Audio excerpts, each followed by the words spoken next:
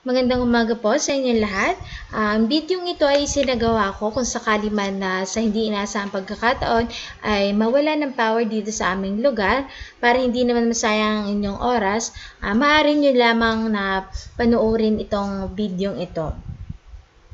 So, bago pa man dumating ang mga Kastila sa Pilipinas, sinasabi na mayroon na tayong mga sinaunang panitikan sa ating mga sinaunang Pilipino o sa ating mga ninuno.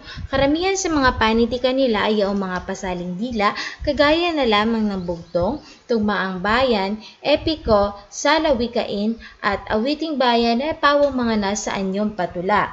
Ngunit meron na naman tayong mga nasa anyong tuluyan at ang mga halimbawa nito ay kwentong bayan, alamat, at mito. Gayun din naman, meron din tayong mga katutubong sayaw at ritual ng ating mga na pinangunahan ng ating mga babaylan at sinasabi o pinaniniwalaang ito ang pinakaunang anyo ng dula sa ating bansa. So, karamihan sa mga panitikang ito ay mga pasalindila nga lamang. May mga panitikan, ngunit may mga panitikan rin naman na naisusulat sa piraso ng kawayan, sa matitibay na kahoy at maging sa mga makikinis na bato.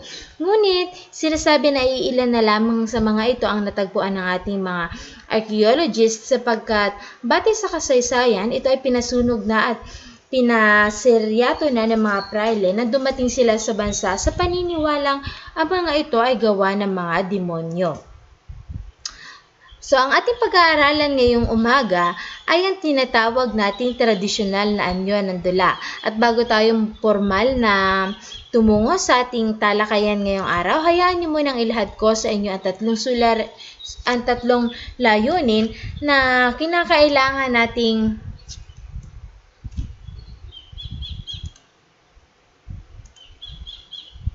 One, 2, 3, 1, 2, 3, 1, 2, 3, go. So, bago tayo magsimula, hayaan niyo munang ilahad ko sa inyo ang tatlong layunin ng ating talakayan ngayong umaga. Una, nakikilala ang iba't ibang anyo ng mga tradisyonal na dula. Pangalawa, nakakikilala ng pagkakaiba-iba sa bawat anyo ng mga tradisyonal na dula. At pangtatlo, na ipapaliwanag ang mga anyo ng tradisyonal na dula. So, meron tayo ditong 10 folder. Ang 10 folder na iyan ay kumakatawan sa 10 anyo ng tradisyonal na dula na ating tatalakayin ngayong umaga. So, masimula tayo sa una. Meron tayong tinatawag na bikal at balak.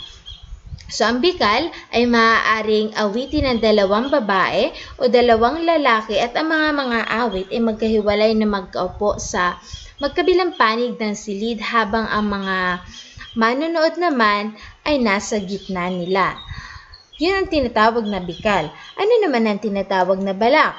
Ang tinatawag na balak ay ang pagsusuyuan ng isang dalaga at binata ng mga Cebuano at Waray, Hiligaynon at Boholanon sa pamamagitan ng awit na maindayog o matalinhaga. So, ito ay ginagawa sa pamamagitan ng tugtugin ng mga kudyapi at sa pamamagitan rin nito, naipaparating ng bawat isa ang kanilang niloloob o ang damdamin sa bawat isa. Next, para sa pangalawang anyo ng tradisyonal na dula, meron tayong tinatawag na bayok o embayoka. Ang bayok ay isang awit, tula, bala at balada ng mga Maranao. Ang isang pasaring na nagpapahiwatig ng pag-ibig ng isang lalaki sa kanyang nililiyag o maaari rin naman itong pagpapahayag ng isang babae ng kanyang mga hinanakit sa isang mangingibig. Ang mga kasali dito ay binabayaran ng salapi o kasangkapan pagkatapos ng palabas. Dapat rin na maging mahusay sa berso sapagkat ang kaunting pagkakamali sa pagpili ng mga salita ay maaaring humantong sa mainitang sagutan.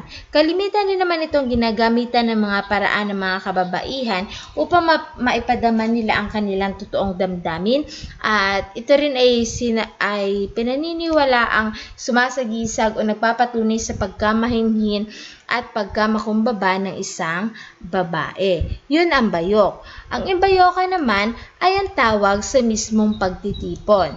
So, nagsisimula ito sa pamamagitan ng isang panimulang talumpati mula sa tagapagtaguyod ng pagdiriwang, at kadalasan ay sinusundan ito ng sunod-sunod na pagpapaputok ng baril na hudyat naman ng pagsisimula ng bayok.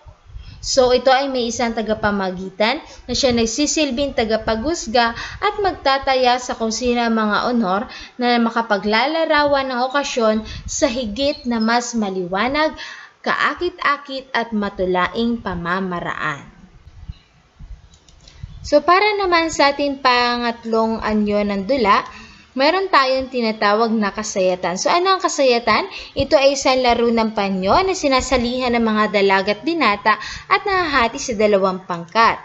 Magkahiwalay ang babae at lalaki na nasa magkabilang dulo ng tanghalan. So, magsisimula ang sayaw pagkatapos ng talumpati ng sultan o di kaya naman ay ang may-ari ng tahanan. So, ang may bahay ay hihingi ng pahintulot na panimulanan niya ang sayaw, at ito ay ginagawa naman sa pamamagitan ng tula. So, ipapatong niya sa balikat ng binata ang isang panyo. Pagkatapos ay tutungo naman siya sa isang grupo ng babae at ipapatong pa naman ang isang panyo sa kanila. So, ang sayaw ay sinasaliwan ng mga instrumentong kudyapi, kulintang, agong at kubing.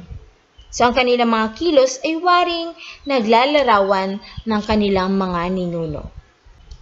Para naman sa ating pang-apat na anyo ng tula, meron tayong tinatawag na dalot. So, ano ang dalot? Ang dalot ay tulang epiko ng mga Ilocano at tinuturing nila itong awit ng pag-ibig. So, sa pamamagitan nito, ang lalaki ay tutula at nagpapahayag ng pag-ibig, at ito rin naman ay isasagutin ng babae sa pamamagitan ng patula. So, isinasagawa ito kapag may binyagan, kasalan at iba pang pagdiriwang. So, bahagi nito ang pagbabayo ng palay sa saliw ng awiting pamulinawin habang ang mga tao ay nagsasayawan. Gayun din ang pagbibigay ng datos o ang tinatawag nating dowry habang bahagi ng kasalan. So, habang nag-aawitan ng dalaga at binata ay pinapasa ang isang uri ng alak, at kapag ang babae ay tinanggap ang pag-ibig na iniluluhog sa kanya o pinapahayag ng isang lalaki, ay itatakda na ng kanilang mga magulang ang kanilang kasal. Next, para sa panlima, meron tayong tinatawag na dungaw. So, ang dungaw ay isang tula ng pananambitan. Binibigkas sa harap ng bangkay ng anak, asawa o magulang ng isang naulila. So, ang berso ay nagsasalaysay ng paghihinagpis ng naulila at paghingi ng kapatawaran sa mga nagawang kasalanan o pagkakamaling nagawa noong nabubuhay pa ang yumao. Next, para sa pang-anim, meron tayong tinatawag na hugas kalawang. So, ang hugas kalawang ay sinaunang tradisyon ng mga taga-gitnang Luzon. Isinasagawa ito pagkaraan ng pagtatanim ng palay, at ang mga magsasaka ay gumagawa ng damara sa tumana o sa taniman. So, naghahandog ng premyo ang may-ari ng lupa para sa merong pinakamalabis o may pinakamalawak na taniman. Pagtatapos rin ng taniman, sila ay naghuhugas ng mga kamay at sinusundan ito ng kainan o kasayahan habang nagkakantahan, nagsasayawan, nagkukwentuhan at nagtutuksuhan. Ang hugas kalawang ay natataglay rin ng memeses sapagkat ang mga gumaganap dito ay ang mga magsasaka at ang may-ari ng lupa. Next po ay ang tinatawag nating daling-daling. Para sa ating pampitong anyo, ang daling-daling ay nangangahulugang mahal ko. Ang lalaki at babae ay nagliligawan sa pamamagitan ng pag-aawit ng kanilang mga niluloob at kadalasan ng mga manonood ay kumakanta din ng may himig na panunodyo. So, isinasayaw ng mga lalaki at babaeng nakasuot ng makapal at maraming disenyo ng makeup, corona at cardboard ang mga liriko ng awit na ito rin naman ay ginagawang katatawanan sa pamamagitan ng paggamit ng babae ng isang pamaypay. So, itinatago niya ang kanyang emosyon sa pamamagitan ng isang pamaypay. Kadalasan ang mga kumakanta ay mga manonood ay kumakanta din ng may himig na panunodyo. Para naman sa ating pangwalo ay ang tinatawag nating pamamanhikan. So, ang pamamanhikan ay mimitikong ritual ng mga Tagalog. Ang pagdadalaw ng mga magulang ng binata sa bahay ng babae para hingin ang kamay nito. So, napaka-pamilyar nito sa atin. Dito nagaganap ang isang piging umunting salo-salo ng pamilya ng lalaki at babaeng nagnanais na makasal. So, sa pagkakataong ito, sa pamamanhikan, pinag-uusapan at pinagkakasunduan ng mga detalye ng mga magaganap na kasalan at mahusay na pinapaplanuhan ng kanilang mga magulang kung kailan at saan gaganapin ang kasalan at ang mga hangganan ng mga gastusin ng bawat pamilya. Sa panahon din ng pamamanhikan, dito nagaganap ang pagbibigay ng lalaki ng dote o bagay para sa pamilya ng babae.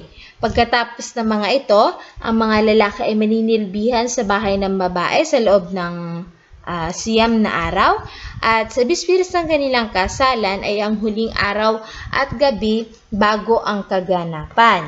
Ito naman ang pinakaabalang araw sapagkat sa araw na iyon, inihahanda na ang mga pagkain at kagamitan para sa kasal. Nagtutulungan ang dalawang panig sa lahat ng mga gawain at masaya rin ang araw na ito sapagkat habang ginagawang paghahanda ay nag-iinuman, nagsasayawan at nagkakaroon ng mga katuwaan ang pamilya ng lalaki at babae kasama ang nagsisitulong sa paghanda. So, very familiar ang ating pamamanhikan. Para naman sa ating pangsyam, meron tayong tinatawag na balitaw. So, ang balitaw ay tungkol din ito sa awit ng panliligaw ng mga Tagalog. Ang balitaw naman ay sayaw at awit sa panliligaw ng mga Cebuana at Waray na gumagamit ng balse. So, pag sinabi natin balse, ito ay waltz, isang uri ng sayaw na dinala sa Pilipinas sa mga Kastila at tanyag ito sa lugar ng Marikina noong panahon pa ng mga Kastila. So, sa pamamagitan nito, ipinapahiwatig na isang binata ang kanyang pag-ibig sa dalagang nililiyag sa mga pagdiriwang. Kadalasan ang matulaing liriko ng awit ay nililikha sa pamamagitan ng impromptu habang ang magkapareha ay sumasayaw ng paikot-ikot sa bawat isa na gumagamit ng ritmong hakbang, sara-hakbang at ang pagsayaw ay umaabot ng ilang oras kapag mahusay ang mga mananayaw. So, yun. Tungkol naman ito sa sayaw, awit at sayaw. At para naman sa ating panghuling anyo ng tradisyonal na dula, meron tayong tinatawag na wayang orang na mga katutubo porwa. So, ano ito? Ito ay tumutukoy sa pagmamalupit ng mga sultan sa kanilang aliping babae. Ginaganap ito kaugnay ng mga seremonya sa pananampalataya at pagpaparangal sa kani-kanilang mga pinuno at bayani. So, ang usapan ng mga tauhan nagsisiganap sa dulang ito ay nasa anyong patula.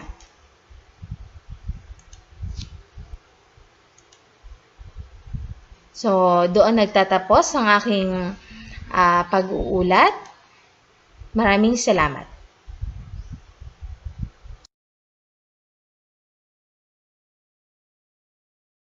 Sa lupain ng Medel, tirahan ng mga diwata, isang lugar na walang sinuman ang nakakaalam. Ang lugar kung saan ang nakatira, dito ay tinatanghala ang araw bilang bagong pag-asa at mahikap para sa kanila. Si Haring Rohan, ang pinuno ng mga diwata, Siya ay isang matapang at magaling na pinuno. Si Prinsesa Morisa ang panganay na anak ni Haring Rohan. Siya ay mapagmahal na anak at kapatid. Si Prinsesa Laura ang bunsong anak ni Haring Rohan, isang mabait, pasaway, ngunit mapagmahal sa ama at kapatid. Sa bawat araw na lumilipas, puno ng saya at mahika ang bawat araw ng mga diwata. Isang araw, habang naglalaro ang mga diwata, lumapit si Laura sa nakakatanda niyang kapatid. Kapatid, maaari ba akong magtanong? Ano yun, bunso? Bakit hindi tayo maaaring lumabas sa kaharian? Bakit mo naman na itanong iyan? Hindi ka ba masaya rito sa ating kaharian? Hindi naman sa ganon. Ako ay masaya dito. Ako lamang napapaisip kung bakit tayo pinagbabawalan ni Amang Haring lumabas. Ako man ay hindi alam ang dahilan ng amang hari, bunso. Ngunit hayaan na lamang natin siya at sundin sapagkat alam niya ang makakabuti sa atin. Sa pag-uusap ng magkapatid, dumating ang kanilang ama. Mga anak, bakit naririto kayo? Bakit di kayo makipaglaro sa kapwa niyo diwata? May itinatanong lamang si Laura sa akin, ama. Ano naman iyon? Napaka-importante ba iyan at kailangan niyo pang lumayo sa kapwa niyo diwata? Itinatanong ko lamang po kung bakit hindi po kami maaaring lumabas sa kaharian, ama. Sandali na paisip si Haring Rohan, hindi niya naisip na itatanong ito ng kanyang anak. Sapagkat mapanganib sa labas sa katulad nating mga diwata. Ayoko lamang na masaktan tayong lahat. Kaya wag mo nang isipin iyon at maging masaya ka na lamang sa ating kaharian. Opo, ama. Pagkatapos makipag-usap ng kanilang ama, umalis na ito. Nasagot na ang iyong katanungan, bunso, kaya tigilan mo na ang pag-iisip mo riyan. Tumango naman si Laura at umalis naman si Morisa. Ngunit nagtaka pa rin si Laura kung ano ba talaga ang dahilan ng kanilang ama upang pagbawalan silang lumabas. Di rin nakataka sa kanyang mga mata ang mukhang pagkabado ng kanyang ama. Kung ano man ang tinatago niya, ama, aalamin ko. Tanong ni Laura sa sarili. Nakapagdesisyon si Laura na lumabas sa kaharian nang walang nakakaalam kinagabihan ng araw na iyon. Bilang banda, sa labas ng kaharian na iyon ay isang kagubatan. Ang sinuman ang pumupunta doon na tao sapagkat marami ang nagsasabi na ito'y tirahan ng mga diwata at ibang nilalang. Ngunit sa dikalayuan sa kagubatan na iyon ay may nag-uusap ng dalawang magkapatid. Sigurado ka na ba sa iyong gagawin? Oo, wag kang mag-alala sa akin. Parang di ako mag-aalala. Ano ba kasing iniisip mo at pupunta ka sa kagubatang na iyon? Kuha lamang ako ng halamang gamot. Huwag ka nang mag-alala at umuwi ka na lamang. Lalakad na rin ako maya-maya. Ikaw ang bahala o siya ako'y uuwi na. Mag-iingat ka, kapatid. Sa kabilang banda, sa loob ng kaharian pagsapit ng gabi habang tulog ang lahat. Lumabas si Laura sa kaharian. Nagulat siya nang lumabas siya sa isang puno.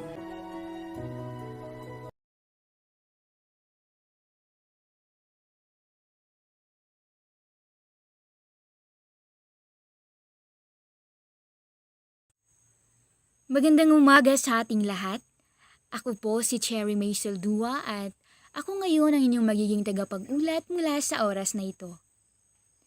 Nauna nang natalakay ng mga tagapag-ulat ang naging kasaysayan ng mga Pilipino sa panahon ng Kastila na nagdulot ng mga pagbabago sa buhay ng bawat Pilipino. Isa na rito ay ang ating pagtangkilik sa relihiyong Katoliko. Nalaman na rin natin ang ilan sa mga naging impluwensya ng Kastila sa panlitikang Filipino.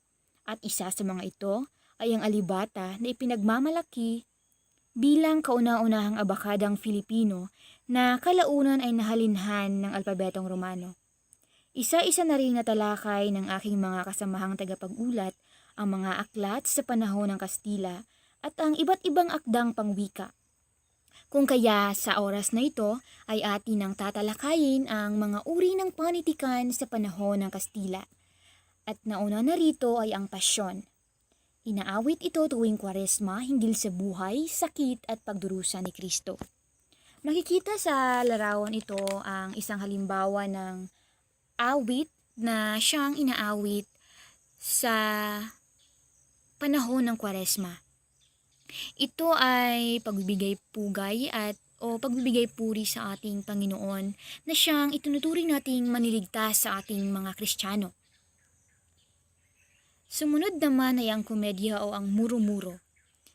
Ito ay isang matandang dulang Kastila na karaniwang tinatalakay ay ang paglalabanan ng mga Kristiyano at Muslim na laging nagtatapos sa pagkakatalo ng Muslim. Makatotohanan ang naging pagtatanghal dahil sa sadyang makikita na ang pag-espadahan ay sadyang pinaghandaan at patulang sinasalita ang mga dialogo nito. Karamihan sa mga dulang muro-muro ay hango sa awit at korido na pawang naganap sa kung saang kaharian sa Europa. Sumunod naman ay ang dalit. Ito ay ang pag-aalay ng bulaklak kasabay ng pag-awit bilang handog sa Birheng Maria. Ito ay isang katutubong anyo ng tula na maaring mabuo sa isang saknong gaya ng Tanaga at Diona. Kung ating papansin na ang pasyon na ang ating unang talakay ay iniaalay sa ating Panginoon, samantalang ang dalit naman ay siyang binibigkas o inaawit bilang pag-aalay na rin sa ating Birheng Maria kasabay ng pag-aalay ng bulaklak. Ito ang isang halimbawa ng dalit na kung saan inialay or binibigkas ito ng mga Kristiyano bilang pagpapakita ng pasasalamat na rin sa ating inang gumabay sa atin. Sumunod na uri ng pangatikan ay ang dungaw. Ito ay binibigkas ng paawit ng isang naulila sa piling ng bangkay ng yumaong asawa, magulang at anak. Ito ay salitang Ilocano or isang Iloco na nangangahulugang pagtangis at tumutukoy sa pagpapahayag ng dalamhati dahil nawala ng mahal sa buhay. Para sa mga Ilocano, nakakatulong ang dungaw sa pagpapalabas ng kanilang saloobin at nakapagpapagaan na rin ng kanilang saloobin. Sa burol, nagsisimula ang dungaw sa mahinang pag-iyak ng namatayan hanggang sa lumakas ng lumakas ang kanyang boses. Kadalasang nagtatagpos ang dungaw sa mahinang pananalita. Sunod naman natin tatalakayin ang karagatan. Ito ay isang larong may paligsahan sa tula ukol sa singsing ng isang dalagang nahulog sa gitna ng dagat at kung sinong binatang makakakuha rito ay siyang pagkakalooban ng pag-ibig ng dalaga. Ito ay kalimitang nilalaro sa mga luksang lamayan o pagtitipong parangal sa isang yumao na bago pa man dumating ang mga Espanyol ay ginagawa na ng ating mga ninuno. Ito ay nag-aangkin ng malulundong talinghaga at malalalim na palaisipan. Kasunod nito ay ang duplo. Ito ay larong paligsahan sa pagbigkas ng tula na isinasagawa bilang paglamay sa patay. Ito ay pagtatalo rin na ginagamitan ng tula at kahusayan sa pagbigkas.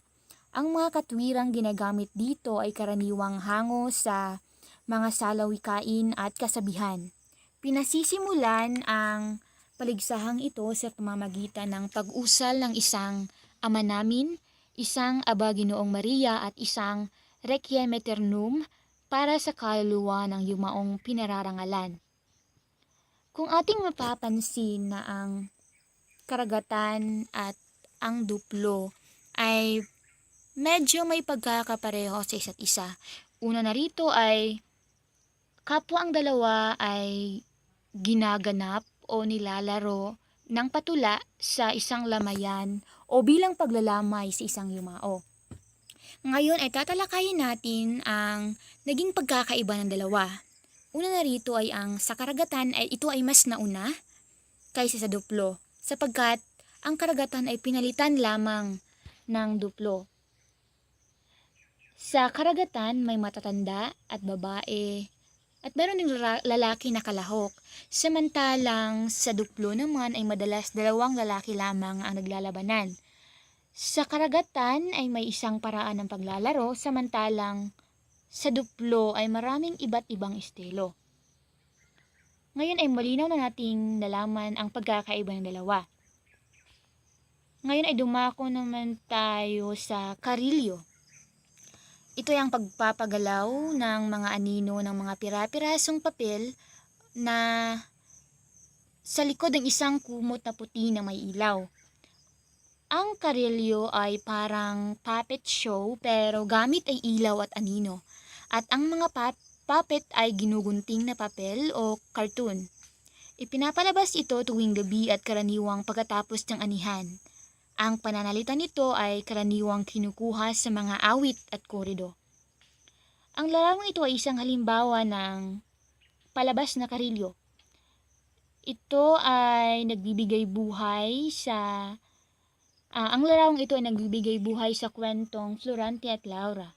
At sa pamamagitan ng paggamit ng mga anino ay ating naisa sa larawan ang naging pangyayari ng Florante at Laura.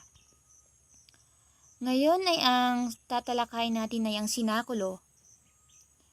Ito ay isang dulang nagsasalaysay ng buhay at kamatayan ng Poong Hesukristo mula sa kanyang kamatayan.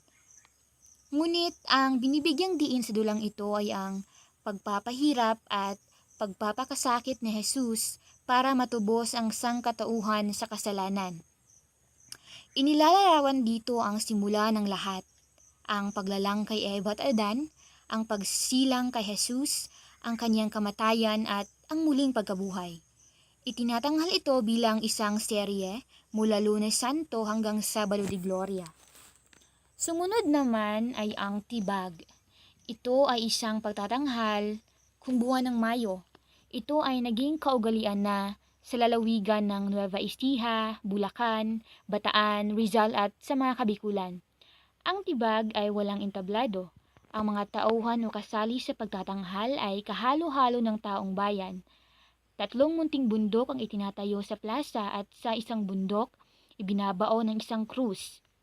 Si Santa Elena na sasamahan naman ng Haring Konstantino at ng mga kawal ay maghahanap mga dakong 3 ng hapon at sa araw mismo ng kapistahan. Pagkatapos makita ang krus ay dadalhin na ito sa simbahan at habang naglalakad ay nag-aawitan ng mga kantang panrelihiyo ng lahat. Sunod naman natin tatalakayin ay ang sarswela. Ang dulang ito ay may kantahan at sayawan na mayroong 1 hanggang 5 kabanata at nagpapakita ng mga sitwasyon ng Pilipino na may kinalaman sa mga kwento ng pag-ibig at kontemporaryong isyu. Ang sarswela ay impluwensya ng mga Kastila. Ang ibang linya nito ay kadalasang kinakanta at patula ang dialogo.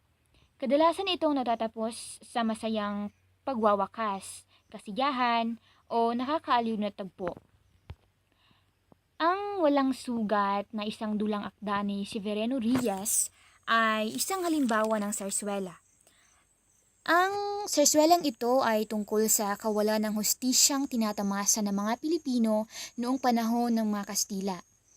Ang mga temang gamit nito ay pagmamahalan sa gitna ng digmaan, sakripisyo, pagkawalay at kontradiksyon ng individual sa pamilya. Isinulat ito ni Severino Reyes upang ipakita sa lahat ang kanyang pahayag laban sa imperialismo. Sumunod naman ay ang korido. Ito ay isang popular na pasalaysay na awit at panulaan. Ang korido ay binibigkas sa pamamagitan ng pakantang pagpapahayag ng mga tula. Ito ay binibigkas sa kumpas na allegro at may kabilisan ang uri ng panitikan na ito. Isa sa pinakatanyag na halimbawa ng korido ay ang Ibong Adarna na kung saan noong panahon ng pananakop ng mga Kastila sa Pilipinas, kilala ito sa pabagat na korido at buhay na pinagdaanan ng 3 prinsipeng magkakapatid na anak ng Haring Fernando at ng Reyna Valeriana sa kaharian ng Berbanya. At ilan sa mga halimbawa ng korido ay ang mga sumusunod.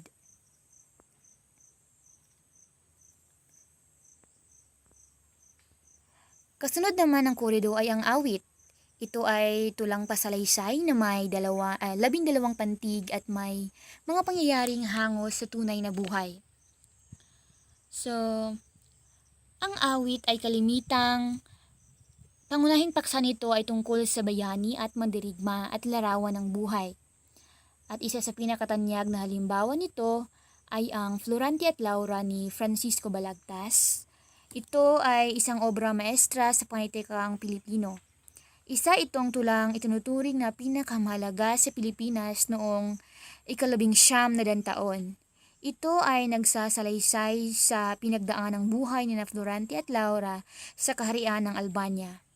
Maliban dito ay ilan sa mga halimbawa ng awit ay ang mga sumusunod. Kusunod naman ng awit ay ang parabola. Ito ay kwentong hango sa banal na kasulatan na maaring umakay sa tao sa matuwid na landas ng buhay. Ito ay gumagamit ng pagtutulad at metapora upang bigyan ng diin ang kahulugan. Ang mga detalye at tauhan ay hindi nagbibigay ng matalim na kahulugan sapagkat ang binibigyan ng diin ay ang aral na makukuha sa kwento. Ang 10 dalaga na mababasa sa Mateo chapter 25 verse 1 to 13 ay isang halimbawa ng parabola. Ang parabola ito ay tungkol sa 10 dalaga na dumalo sa isang kasal at ang kasalang ito ay inihahalin tulad sa pagpasok sa kaharian ng langit. Kahandaan at pagtsatsaga ang mga aral na ibinibigay sa atin ng parabolang ito. Dapat nating gawin ang mga kabutihang hinihingi sa atin ng ating kristyanong pamumuhay. Huwag nating kalilimutan na ang misyon natin sa buhay ay hindi nagtatapos dito. Sapagkat tayo ay naitalagang tumungo sa langit upang makapiling ang Ama, si Jesus at si Maria na ating ina. Kasunod nito ay ang Kantahing Bayan o mas kilala sa Ingles na folk songs. Tungkol ito sa pang-araw-araw na buhay, kaugalian, karanasan, gawain o hanap buhay at mga paniniwala. Marahil sa lahat ng mga tula, ang Kantahing Bayan ay may pinakamalawak na paksa at uri. Ang mga paksa nito ay nagbibigay hayag sa damdamin, kaugalian, karanasan, relihiyon at kabuhayan. Ito rin ay naglalaman ng pangaral at payak na pilosopiyang ginagamit ng matatanda sa pagpapaalala sa mga kabataan. At isa sa mga halimbawa ng Kantahing Bayan ay ang Paru-Parong Bukid. Ang inspirasyon ng kantang ito ay ang mga dalagang Pilipina na naninirahan sa mga bulubundukin sa Pilipinas. Inihahambing ng awit na ito ang isang malamanikang babae na isang paru-parong bukid na lumilipad sa kalsada. At ang panghuli ay ang Sainete. Ito ay isang komedyang naglalaman o naglalayong magbigay ng aliw sa mga tagapanood sa pamamagitan ng pagpapakita ng kalabisan, karangyaan na malayong mangyari. Kadalasang hindi maintindihan ang balangkas ng sainete, ngunit ang mga tagapanood ay hinihimok na huwag sundan ang balangkas upang hindi malito. Itinuturing ito na isang dulang panlibangan ng mga huling taon ng pananakop ng mga Kastila. Ang paksa ng dulang ito ay nahihinggil sa paglalahad ng kaugalian ng isang lahi o katutubo. At isa sa mga halimbawa ng sainete ay ang tula ni Jose Corazon de Jesus na pinamagatang Ang Pagbabalik. Ang tulang ito ay tungkol sa isang mag-asawa na kinailangang pansamantalang maghiwalay upang ang lalaki ay magtrabaho sa malayong lugar bilang isang magsasaka. Sa kanyang paglisan ay naiwan ang kanyang asawang babae na tila hindi kinaya ang labis na lungkot ng kanilang pagkakahiwalay. Sa pagbabalik ng lalaki ay nadatnan niyang ang kanyang minamahal ay nakahimlay na. Ang kanyang pagbabalik ay siya namang naging paglisan ng kanyang minamahal.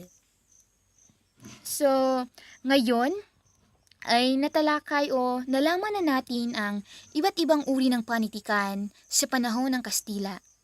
At bilang pagbabalik, ang mga panitikang ito ay ang pasyon, muro-muro, dalit, dungaw, karagatan, duplo, karilyo,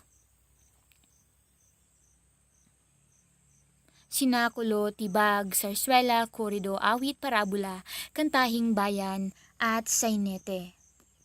Naway sa kaunting oras na inyong inilaan sa pakikinig ay may natutunan kayo sa aking naging pag-uulat nang sa ganon ay hindi tayo maging mangmang sa sarili nating panitikan.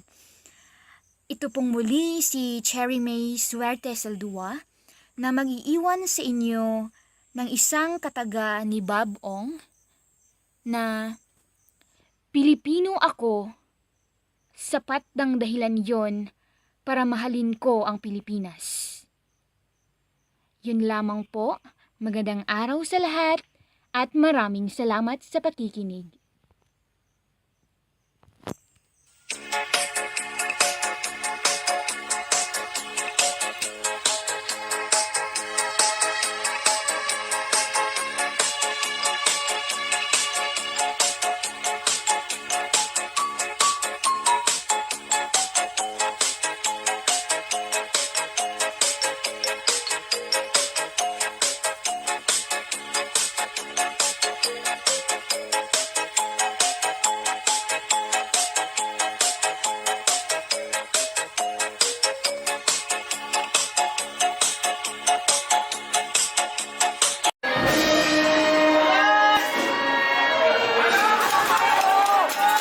Ang pagsasadula ng buhay ni Kristo ay naging epektibong paraan para lalong maintindihan ng mga Pilipinong napasailalim ng Kristyanismo ang kanilang bagong pananampalataya. Senakulo ang tawag sa pagsasadulang ito. Ang kwento ay umiikot hindi lamang sa pagpapahirap, kamatayan at muling pagkabuhay ni Kristo sa iba't ibang bersyon. Maaaring nagsisimula pa ito sa paglikha ng mundo. Nag-umpisa po ako nung ako 7 taon, 1970, bilang Batang Kristo. At tumagal po hanggang sa maibigay po ng aking ama, binigay niya unti-unti ang kanyang mga papel. Kasi po, lahat po ng aking naging papel sa sinakulo ay galing po sa aking magulang, na unti-unti niyang ipinasa po sa akin. Ang larangan ng teatro, ang kanilang nagiging altar kung saan iniaalay ang kanilang angking talino. Tulad ng pabasa, ang iba't ibang rehiyon ng Pilipinas ay may sariling mga tradisyon at ang bawat bayan may sariling grupo ng senakulista. Ang aming pong tema, ang aming mga personahe ay pag ang Kristo po ay nagsasalita, kung tawagin po ito ay tagulaylay. Yung paraan ng kanilang pagsasalita at kapag yung mga Hudyo naman ay kung magsasalita po sila ay abladas, yung bubang pasigaw. Ang senakulo ay di nananatiling isang tradisyon na walang pinagbago. Ang makabagong teknolohiya ng pagpapalabas ay tuloy na ginagamit upang lalong maging kaaya-aya sa mga manonood na nasanay na sa telebisyon at pelikula. Siyempre po ngayon ay medyo moderno na kasi po ang mga pamamaraan natin ay nagbago. Katulad po yung ating mga ginagamit na sound system. Noong araw po ang mga microphone nakasabit lang po sa taas. Ngayon po nang mauso na po yung lapel. Napakaganda po at malinaw na pong napapakinggan ng mga manonood ang sinasabi ng mga personahe ng sinakulista. Para sa mga sinakulista ng Malibay, ang sining na kanilang pinugugulan ng panahon ay mananatiling buhay dahil sa pagsali ng mga kabataan. Hindi lang ang kanilang sining ang pinapasa sa bagong henerasyon, kundi ang kalagahan ng pamamanata maging sa buhay ng modernong Pilipino.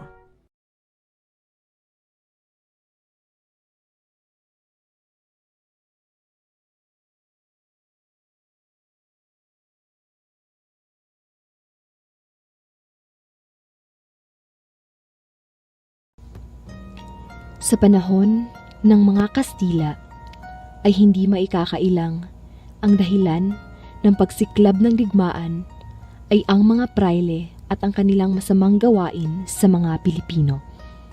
Ngunit sa panahong ding ito, ang nagbunga ang pagmamahalang Tenyong at Julia.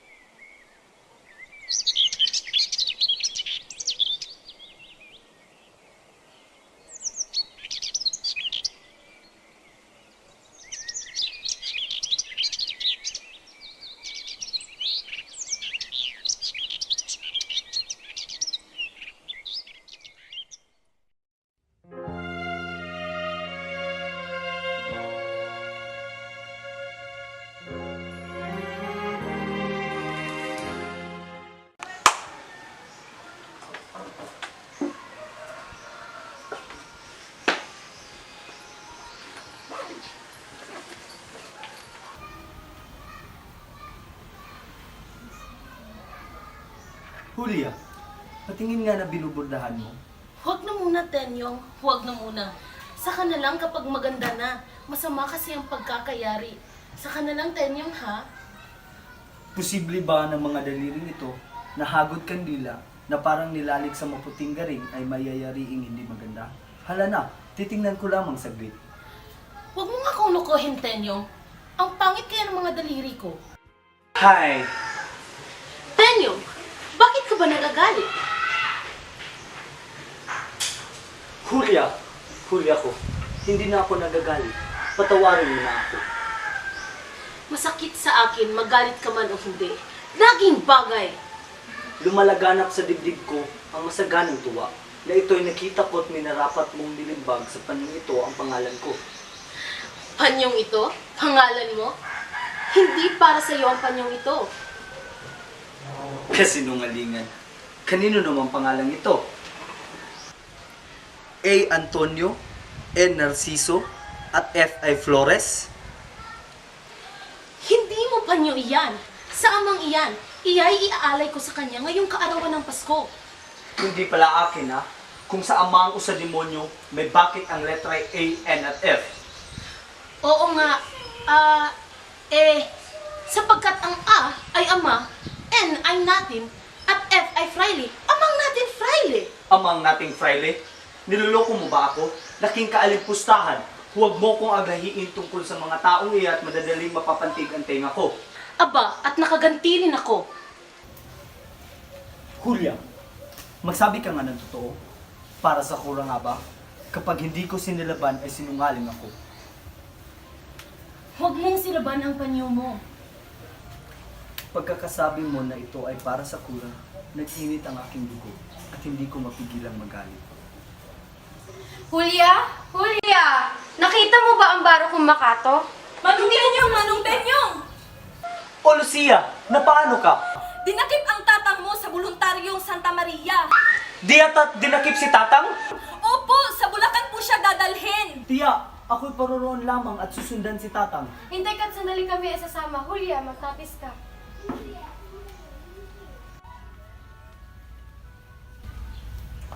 O mundong sinungaling, sa bawat sandaling ligaya na nakamtan sa dibdib ay tinutugunan kapag daka ng matinding dusa. O mundong mandaraya, ang tuwang idinudulot mo sa amin ay maitutulad sa bangot halimuyak ng bulaklak na sa sandaling oras ay kusang lumilipas.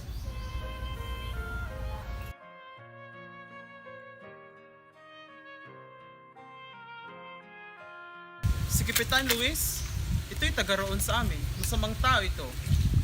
Kung hindi man mason, marahil ay filibustero. Kung siya'y sumulat, maraming kabayo. Hindi po ako kabayo, Among. Hindi ko sinasabing kabayo ikaw, kundi kung siya'y sumulat na lahat ng K pinapalitan ng C. Masamang tao yan, mabuti mamatay siya. Marcelo, si Kapitan Piton, si Kapitan Miguel at ang West Dupas ay daragdagan ng rasyon. Hindi po sila makakain eh.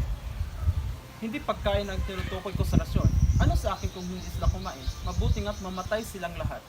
Ang rasyon ay tinutukoy ko ay ang palo. Maraming palo ang kailangan. Opo Among. Hirap na po ang mga katawan nila at nakakaawa na po. Isang linggo na pong paluhan ito at isang linggo na po silang walang tulog. Loko ito, anong awa-awa? Ngayon walang awa-awa. Duro kaya duro awa-awa. Ilang ka ba ng rasyon? Ang rasyon ng palo, ha? Dati po makaubos ng 3 kaban. Ngayon po makaubos ng 5 kaban. At sa isang araw makaubos ng 5 beses 25. Kalawa, 125. Pangatlo, 625. Kakakaunti pa. Mabuti. Kahapon, ilan ang namatay? Wala po sana, pero nang mag-umaga ay 7 po lamang. Aba bakit ganoon? Si Kapitan Ingo po ay naghirapang huminga. Si Kapitan Ingo ay pinagsaulan ng hininga. Narito si Kapitana Putin at ibig niyang makita si Kapitan Ingo. Kung ganoon ay hindi na mamamatay si Kapitan Ingo. Mamamatay po ng walang pagsala. 2 braso na po ay litaw ng mga buto at nagigit sa pagkagapos. May buhay pusa si Kapitan Ingo. Saan siya naroroon ngayon? Po sa kabilang silid, tinutuluyan yung 5 kaban. Magaling, huwag mong kalilimutan na si Kapitan Ingo ay araw-araw papaluin at bubuhusan ng tubig ang ilong. Pagkatapos ay dalhin niyo rito sa Kapitan Ingo. Sisi Mustrado.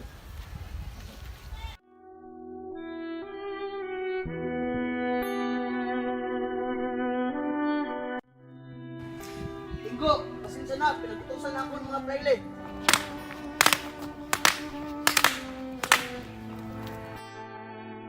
Inang, nabalitaan ko na ngayon ihahatid si Itay. Mabuti naman, anak. Oh, amo. Tenyong, bakit ka hindi humalik ng kamay ng amo? Inang, ang mga kamay pong nanatay ay hindi dapat hagkan. Huwag po kayong maniniwalang sasabihin niya sa gobernador na si Tatang ay pakawalan. Bagkos pa ngang ipagbibiling patayin na ngang tuluyan. Kung nababatid lang nito ang pinag-uusapan ng 4 na lilo, nakalulunos ang kamangmangan.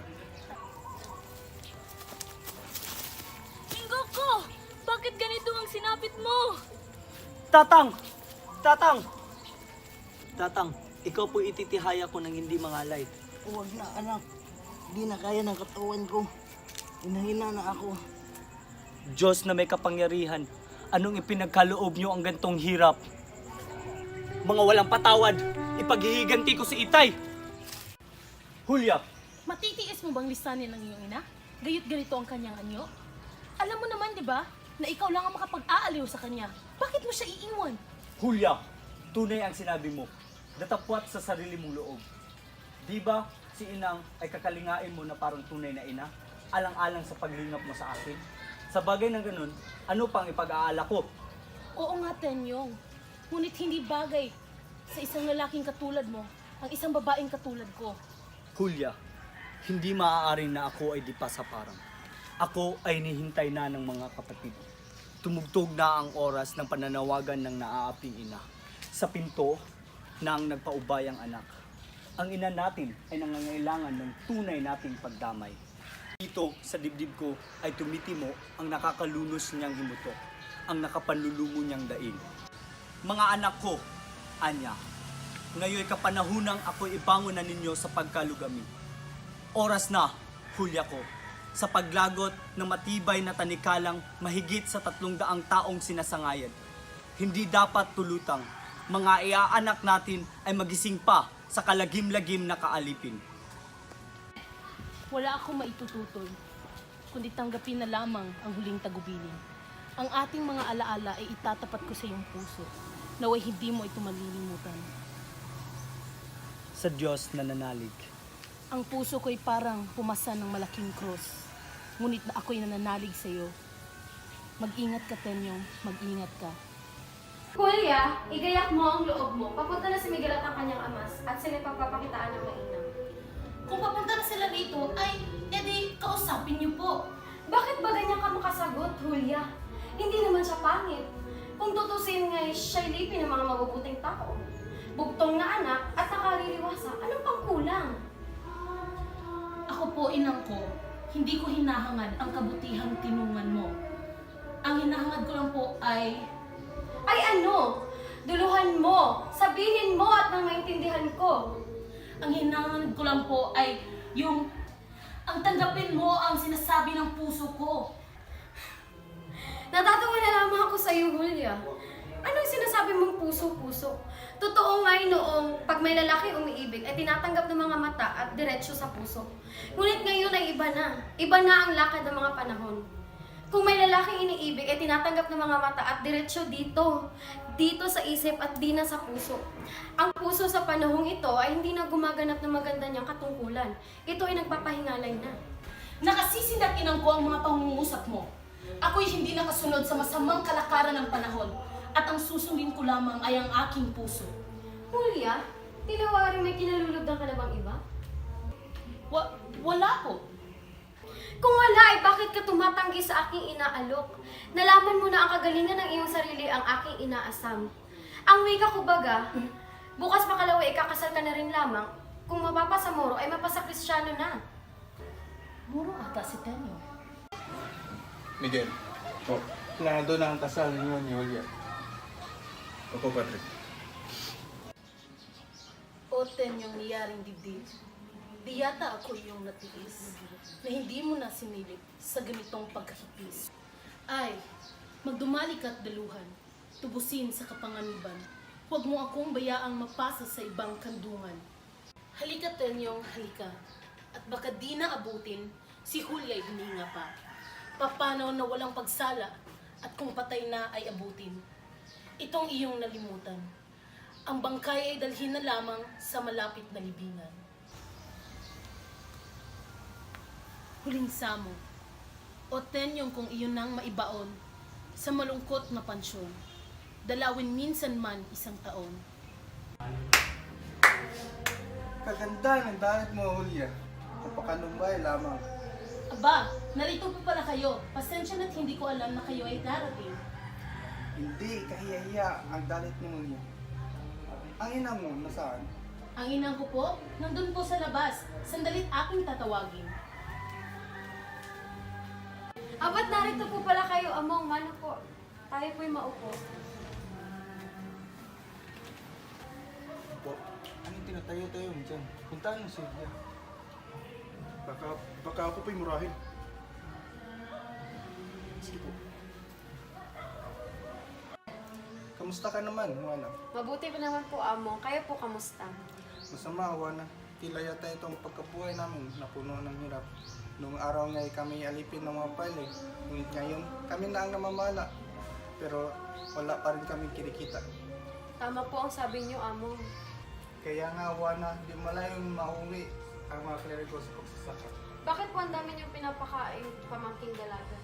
Sila nga ang inuwilang inaampon ko. Ay, Aling Julia. Malapit na po. Alin po ang malapit na? Ay, ang Ano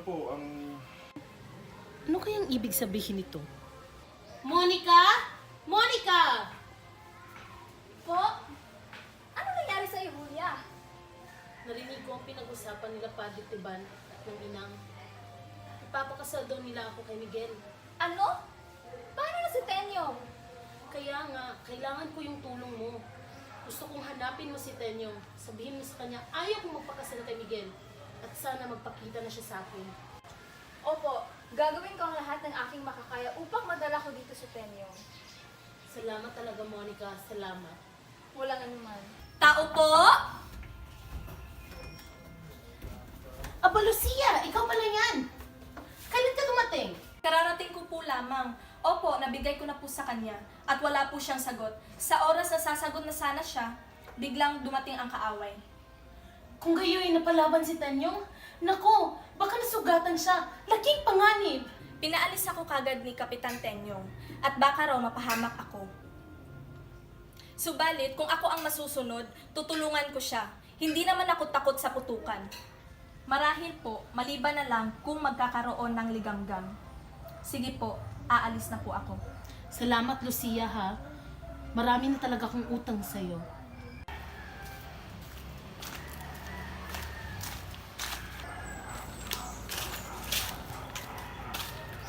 Julia, salamat.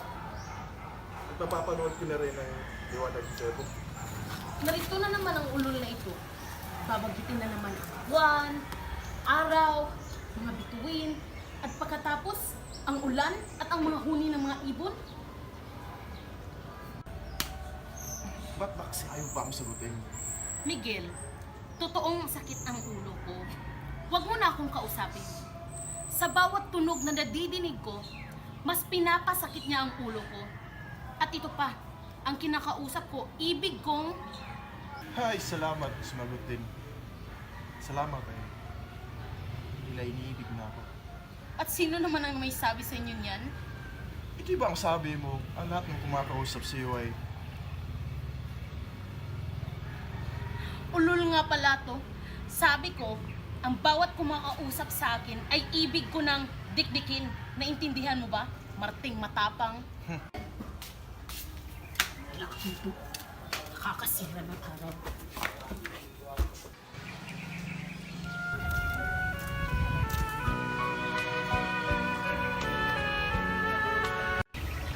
Miguel, tinatanggap mo ba si Julia bilang kabiyak ng buhay?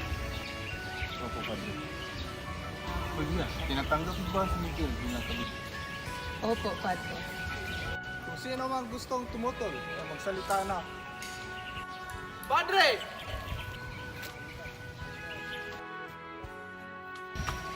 Tumabi ka. Tenyong, anong Padre, nangyari sa'yo? naging halo na si Tenyong. Pero meron siyang gustong kailingan bago siya mamatay. Ano yun? Ang may kasal kay Julia. Ipakakasal kay Julia? Bakit? Julia, totoo ba? Totoo bang may salitaan kayo ni Tanyong? Opo, Inang. Lilong anak! Inang! Hindi kita anak! Kung ganon ay simulan na natin ang kasalang Julia at Tenyong. Tenyong, tinatanggap mo ba Silya bilang kabiyak mo? Opo, Padre. Julia, tinatanggap mo ba si Tenyong bilang kabiyak mo? Opo, Padre.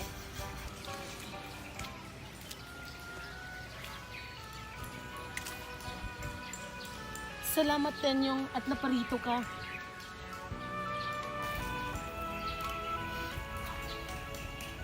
Walang sugat!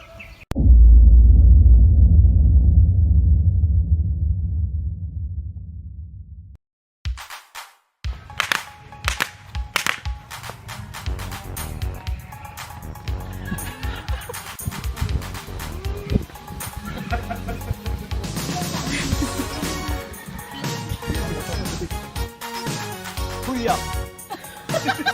Julia, totoo ba? Totoo bang may salitaan kayo ni Nitarang lang?